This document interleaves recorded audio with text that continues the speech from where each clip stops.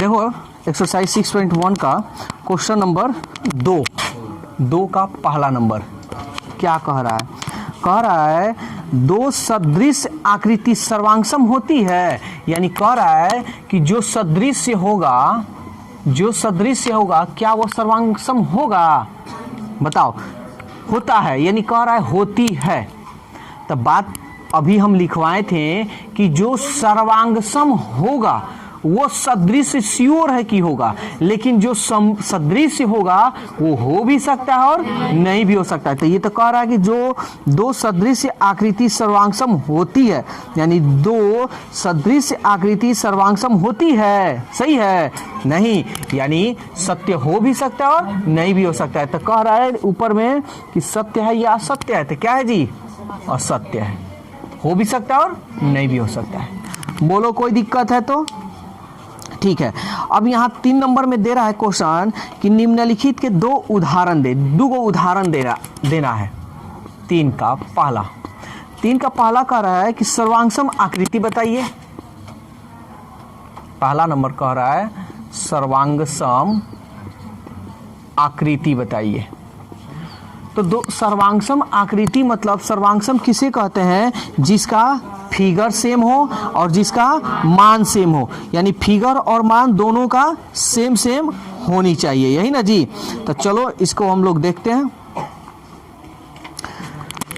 तो देखो हम वृत्त ले लेते हैं, ठीक है, और इसका भी त्रिज्या हम ले लेते हैं 2 सेंटीमीटर, इसका भी त्रिज्या 2 सेंटीमीटर। तो बताओ ये सर्वांगसम होगा कि नहीं होगा?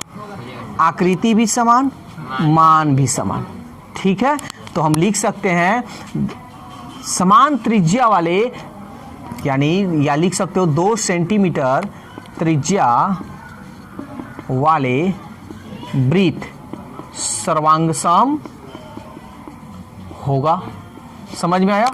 फिर एक और ले लो, 2 को कह रहा है तो एक वर्ग ले लेते हैं। इसका 5 सेंटीमीटर, इसका भी 5 सेंटीमीटर, इसका 5 सेंटीमीटर, इसका भी 5 सेंटीमीटर, इसका भी 5 सेंटीमीटर, 5 सेंटीमीटर, 5 सेंटीमीटर, 5 सेंटीमीटर, सब 5 सेंटीमीटर। तो हम कह सकते हैं 5 सेंटीमीटर वाले वर्ग सर्वांगसम होता है। ये एग्जाम्पल केवल कह रहा था। बोलो जी कोई दिक्कत है तो? लेकिन एग्जाम में ये सब क्वेश्चन नहीं पूछेगा कि एग्जाम्पल दीजिए, ठीक है। कुछ भी मान लो तुम यहाँ वर्ग ले लिए, कोई आयत ले सकता है, कोई कुछ ले सकता है। तो इसलिए एग्जाम्पल में जो दिया जाता है ना, उसको जो एग्जाम होता है ना उसमें नहीं देता है, क्योंकि बच्चों लोग का आंसर बहुत अलग अलग आता है। तो बहुत कम ही मात्रा में दे सकता है, यानी बहुत कम चांस है। तो देखो 4 नंबर। अब 4 नंबर मेरे ख्याल से तुम लोग को कोई दिक्कत नहीं होगा। यहाँ क्वेश्चन दे रहे हैं, यहाँ पे फिगर है, ये बड़ा सा एक फिगर है 8 सेंटीमीटर, 10 सेंटीमीटर, 6 सेंटीमीटर, ये है PQR।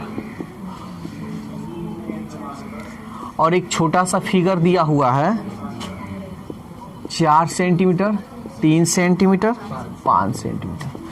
तो सबसे पहले यहाँ कह रहा है बताइए कि निम्नलिखित समकोण त्रिभुज समरूप है या नहीं। यहाँ केवल समरूप की बात बोल रहा है।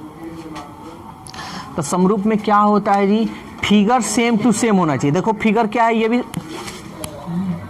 ये भी समकोण त्रिभुज है, ये भी समकोण त्रिभुज है, फिगर सेम है, समरूप होगा। लेकिन इसका मान जो होना चाहिए बाटा में समान होना चाहिए। तो अभी नहीं, अभी चेक करना होगा तुमको ऐसे ही। देखो तो कैसे ये लिखा है, 5 दूनी 10, 4 दूनी 8, 3 दूनी 6 है ना। तो सीधी सी बात है, क्या ये समरूप है? समरूप है। अब यही कह देगा कि सांकेतिक रूप में लिखिए। तो सांकेतिक रूप में इसके बाद वाला जो एक्सरसाइज है ना, उसमें हम लोग को पढ़ना है। लेकिन अभी हम इसमें डिस्कस कर दिए हैं, जैसे करोगे वैसे ही हम करेंगे। तो इसमें अभी हम लोग को नहीं देखना है वो चीज़, केवल समरूप बताना था। समरूप है। समझ में आ गया? कोई दिक्कत?